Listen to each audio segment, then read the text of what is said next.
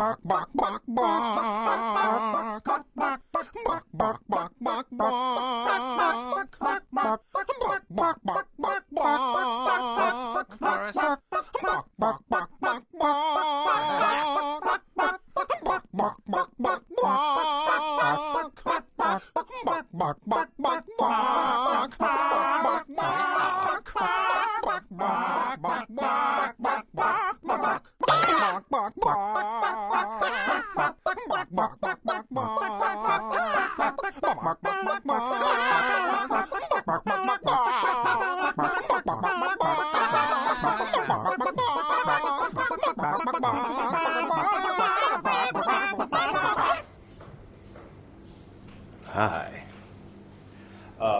That was my office temple. I call it my office temple.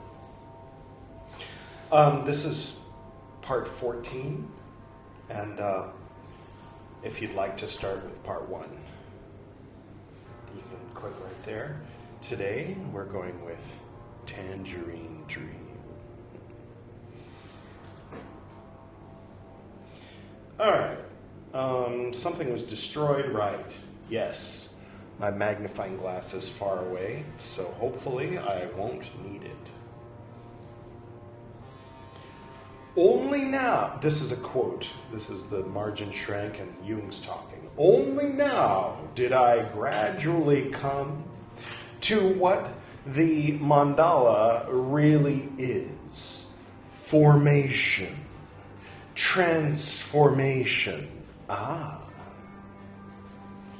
Transformation has the word formation in it, as well as trans. Anyway, the eternal mind's eternal recreation. I'm going to read that again. The eternal mind's eternal recreation. And that is the self, with a capital S. The wholeness of the personality, which, when everything is well, is harmonious, but which can bear no self-deception. My mandala images were cryptograms on the state of myself, capital S, which were delivered to me each day. That's the end of the Jung quote. Back to Sonu. The mandala appears to be that of August 6, 1917. This citation is from Goethe's Faust, 2, Act 1, 2, 6287 FF. End parentheses. When did the parentheses start? They didn't. The whole world, all life and time from the Big Bang and before until this moment has been in those parentheses. And the parentheses have ended. Ooh, I like it. Anyway, or it's a typo. Mephistopheles is addressing Faust, giving him directions to the realm of the mothers.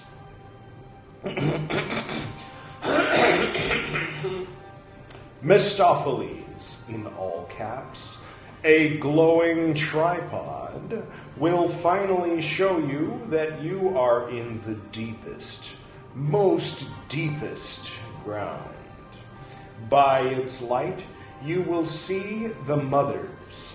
The one sits, others stand and walk. As it may chance, formation, transformation, the eternal mind's eternal recreation. Okay, so that's not Jung, that's Faust making reference to Jung. Okay, good on you, Goethe.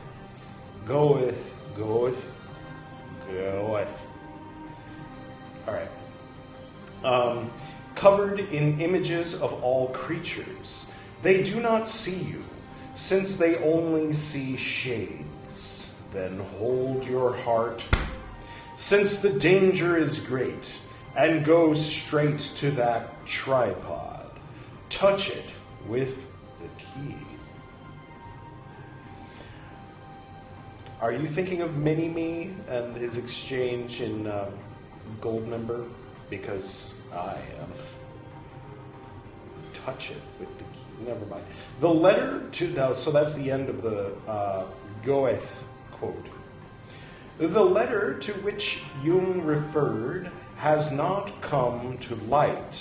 However, in a subsequent letter from November 21, 1918, sent from Chateau d'Eau, Jung wrote that, quote, M. Molzer has again disturbed me with letters. End quote. Let the white one go, man. Ugh. Sorry. He reproduced the mandalas, in the calligraphic volume of Liber Novus a decade later.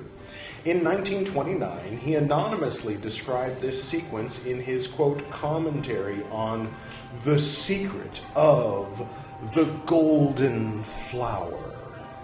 End quote. It's in here. It's in here somewhere.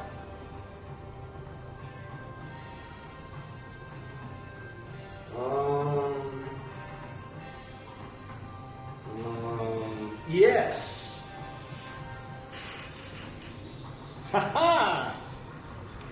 All right.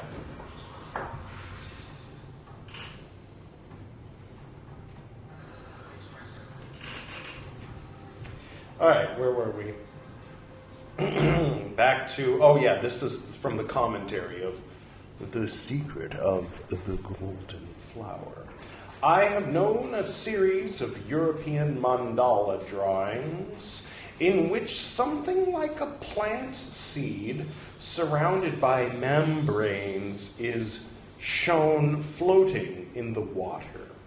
Then, from the depths below, fire penetrates the seed and makes it grow, causing a great golden flower to unfold from the germinal vesicle.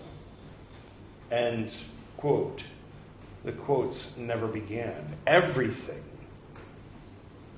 until this moment has been in those quotes, and they have now ended. Or it's a typo. Then there he gave the following interpretation of this sequence. This symbolism refers to, so I think that wasn't Jung, that was like from the actual text, and now Jung is going to comment on it. There he gave the following interpretation of this sequence. The symbolism refers to a quasi-alchemical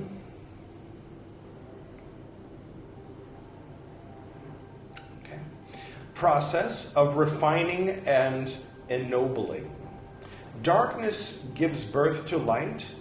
Out of the, quote, lead of the water region, end quote, grows the noble gold. What is unconscious becomes conscious in the form of a living process of growth. Parentheses, Indian Kundalini Yoga offers a perfect analogy. End quote. In this way, the union of consciousness and life takes place. End quote again. Are those quotes? I don't know. I can't see. Okay. Back to Sonu. On July 30, 1917, Fanny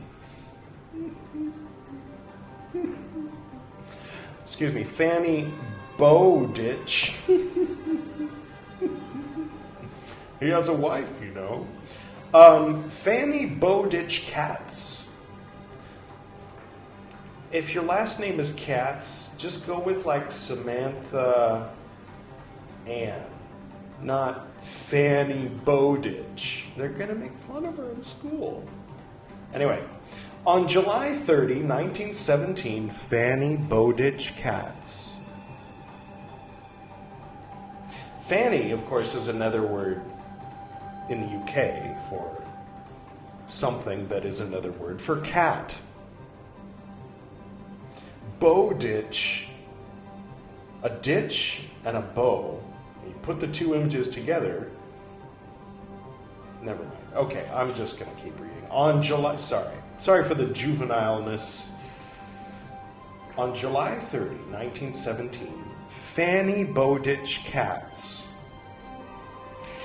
who had analysis both with Jung and Moltzer, wrote notes of her discussion with Moltzer in which she spoke candidly of how Moltzer saw her relationship with Jung and their struggle, and how she had been to visit him in Chateau d'Eau during this period.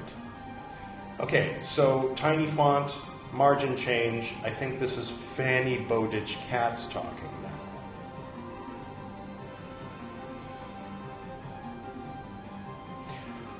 Of this hour, it's hard to write. I had perfect rapport and stayed 1 1/4 hours with her. At the end of the time, I felt lifted into another world, and almost as if I had been in a divine presence. She spoke wonderfully, as if inspired, and I saw more clearly than ever before what she is working for, what her struggle with Dr. Jung means. How wonderfully she spoke of the work she felt she and Dr. Jung, Dr. J, were to do together, for which they are only the instruments, small atoms in the great universe of our duty to life, of the subjection of self for the benefit of all. All these feelings are coming to me now as never before. She spoke of the great struggle going on now in the world, the great agony. Couple things, but one sec. Which is the collective expression of the individual struggle. 4 dots. She spoke of ISIS. Now, YouTube algorithm, just a small note. Before that was the name of a terrorist organization. It was the Greek name given to the goddess Aset, or Isa, because even the et might have been a Greek suffix added afterward. She's the mother goddess, wife of Osiris. Anyway, where there was one time I posted the Golden Dawn album by Brian Dahl. It was an interview with Brian Dahl and the album itself. And I tried to boost the posts on Facebook, and it denied it and said it was politically sensitive. So I, clicked whatever it was to refute, to rebut, to request that they do it again. And just very simply wrote, "You've mistaken this for the recent political party in Greece. However, in this context, Golden Dawn refers to an initiatory order similar to the Freemasons, which was started in England in 1888. And then they approved it. So someone over at Facebook has a brain. There was another time I posted this Dharamshala Dalai Lama, very Tibetan-y video, and then boosted it. And someone said, we've deactivated your account. You have crossed the line there, buddy. So many times you have broken our terms of service. We're canceling everything. We're canceling, all this crap. So I just clicked, try again, buddy, because there's nothing about this video that, is going to have that kind of reaction. They wrote back, well, we did check again. And yeah, you've broken all the terms of service. You're a total piece of shit, and I was like, I clicked again, review this, and I wrote, what is it about the Dalai Lama and Dharamshala which raises such a red flag for you? Someone else got it, and they apologized. They said they've reactivated my account, they've approved the boost, and they've bumped me up to like premium status. I'm now like the creme de la creme of Facebook posters. So a little bit of behind-the-scenes stuff there. It's not just fundamentalist Christians that are abusing their positions at Facebook to knock down occult posts. It's also CCP loyal people who are abusing their position to try to keep everyone from being aware that this exists, or used to. Anyway, I'm going to get back to this. It occurred to me that I wanted to mention something. I won't be a moment.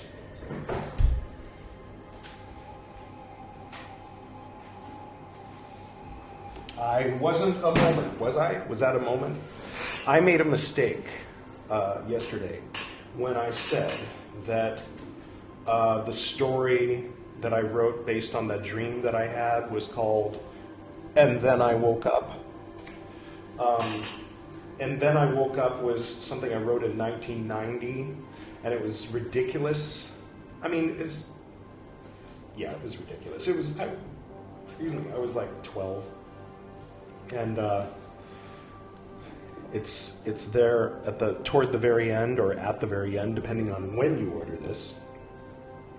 This, as it is, if you decide, if you want to go search for this and buy it today, it's good. It's fine. It's fine as it is.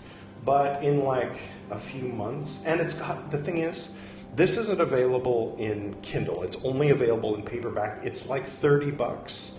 But the reason for that is the high quality color illustrations that are all throughout. So I couldn't actually make it any cheaper than it is. And this includes a lot. See, I don't think I'm legally allowed to have that in my book, but nobody's complained so far. Here we've got a bunch of Triginta-sex numerals. Anyway, so yeah, this is a good book, I think. Let's see, there's a transformations quote. Anyway, so what this is it's the small gray mouse, which is over there, and also smaller mouse is inside this book, and the multiverse cartographer is inside this book. So all three of those books are inside of this book. And there's a fourth section which is unique to this book, which is called bonus material. It's called Second Fruit and Other Bonus Material. And it includes some of my old stories. It even includes Ruler of the World, which was renamed The Dream Within. Here's me reciting that a long time ago, 1990. And yes, Clayton, you're in that video too, and I have it. So if you don't have a copy of that and you want it, let me know, and I'll trim out the portion that you're in and put it up on the cloud, or I can put the whole thing on the cloud if you want to see Nerman and everybody. Anyway, yeah, unrelated. So yeah, okay. Yesterday, I had said, or the day before, I had said that story with the golden birds and the golden tree or golden vines was in the middle of Smaller Mouse. This is Smaller Mouse, in a story called And Then I Woke Up. I was wrong. The story is called Along with Everyone Else. So, that is now corrected. And yeah, this version starts off, I awoke in the middle of the night to many strange sounds. So for some reason, when I was putting this together, I decided to edit out that first paragraph. Charles saw images of a golden tree with many golden birds. scenes. And now you know some behind the scenes on that. So, taco. See? Edward Reed. Taco. E-burrito. 30 years of poetry, if you get them both. And Sonnet 1. Here's Sonnet 1. Yeah, so he's a GW Basic program that composes Shakespearean sonnets. So naturally, if you've seen Tron, then you already know that somewhere in the grid is a doppelganger of me wearing a blue light suit reciting Shakespearean sonnets. That's just, common sense, right? Okay, done with the interlude, back to the text. She spoke of Isis, whose son, that's Horus, took her crown from her head and threw it on the ground. I threw it on the ground! What, you think I'm stupid? Thank you. I've forgotten whose video that was, but those guys. These guys. Those guys are fucking hilarious. Anyway, after which a new crown appeared on her head. A cow with the sun and the moon between her horns. Is this not what is happening to her through Dr. Jung's treatment? I guess.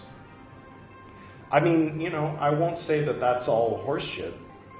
It's just not the version of the story that I am familiar with.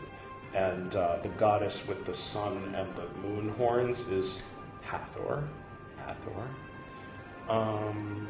who came from Sekhmet, not Isis. But, there's like a million, not a million, but there's at least probably 100 different versions of each of these myths, because all the different, small cities were united under Thebes, and they tried to tie all their myths together into one, mono grand myth, sort of like the Greeks did with Athena, and the Christians did, of course, turning the goddess Bridget into Saint Bridget and all that, Saint George and all that. So, where was I? I don't know. I threw it on the ground. The 4 dots. The next day, we talked for almost an hour in the dining room. Oh, right, we're still with Fanny Cats.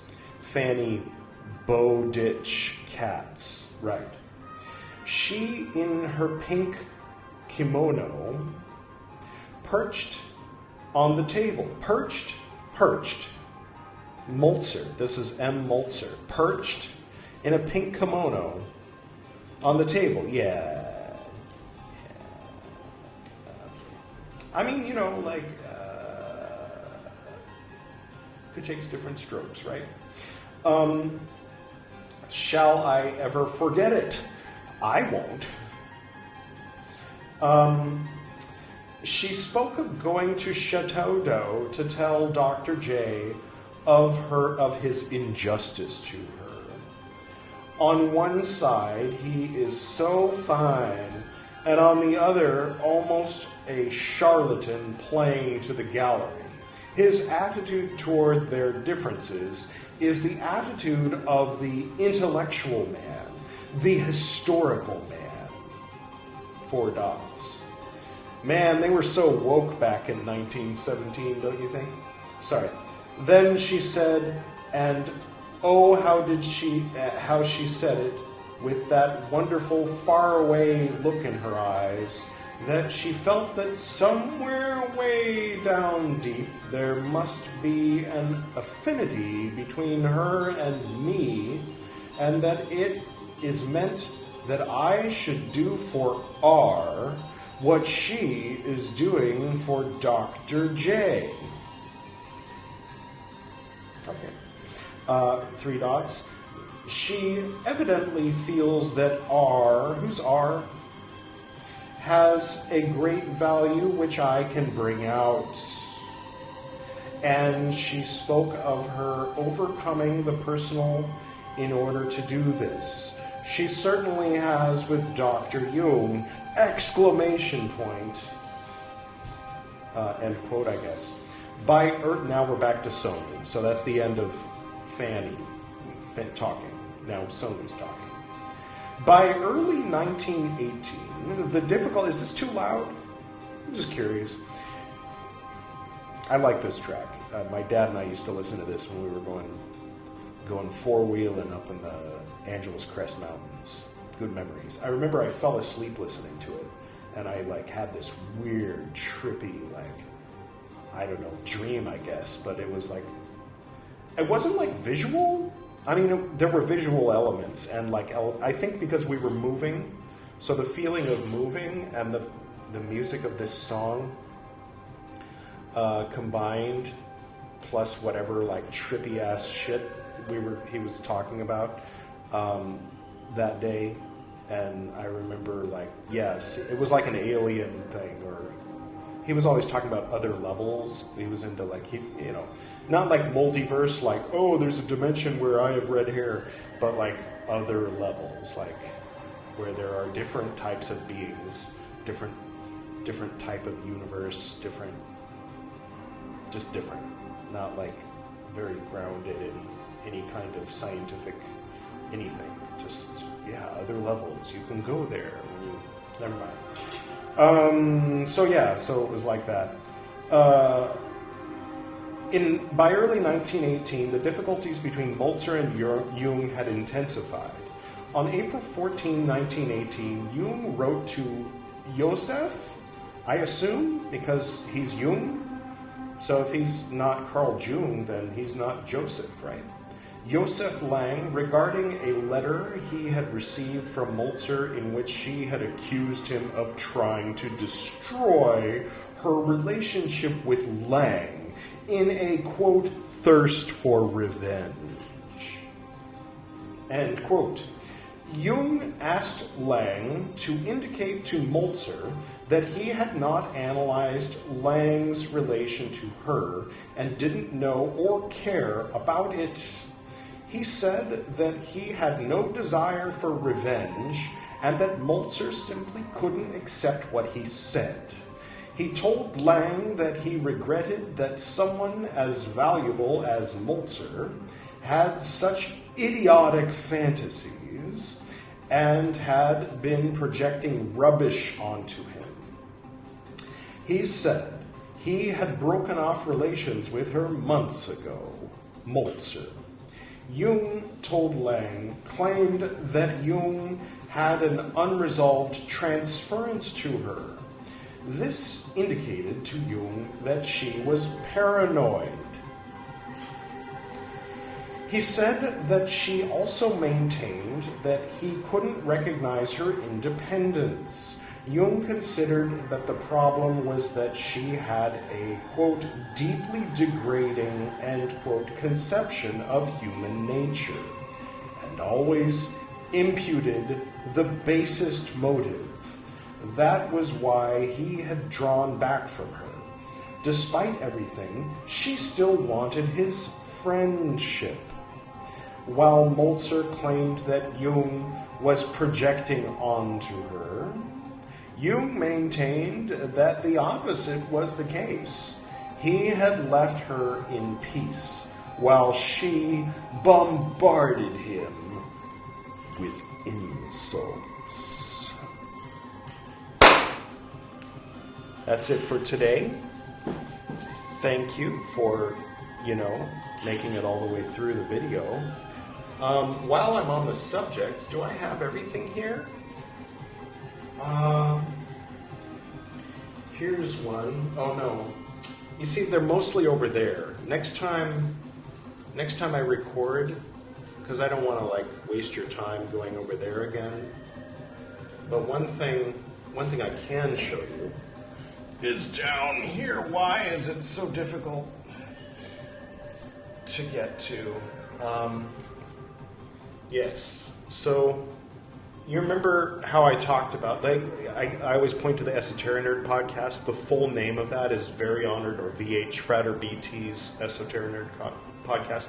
That was my name in the Golden Dawn style initiatory order that I so lovingly refer to as the cult, which I left 10 years ago. 10 years, 6 months, and 5 days ago.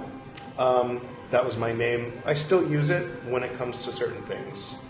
And this is the first book I ever published with this name. And then, so it's kind of like esoteric-y, but then I decided to do a presentation of it dressed as a normal person, which was sort of the precursor to this, where I had the regular books, not those books, but I had basically regular books behind me, and I was wearing that red shirt, the same one I was wearing in part 7 of this, but not with my chest showing here. This was the part where I had the weird vision while I was in the passenger seat of my dad's 1986 maroon Isuzu Trooper with tinted back windows. I was like, stuff coming at me.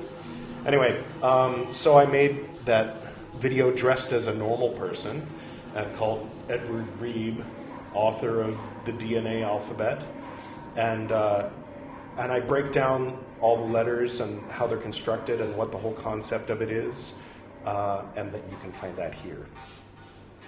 And I recommend doing that. So now I've got to let 17 seconds go by. Otherwise, that link won't have shown up.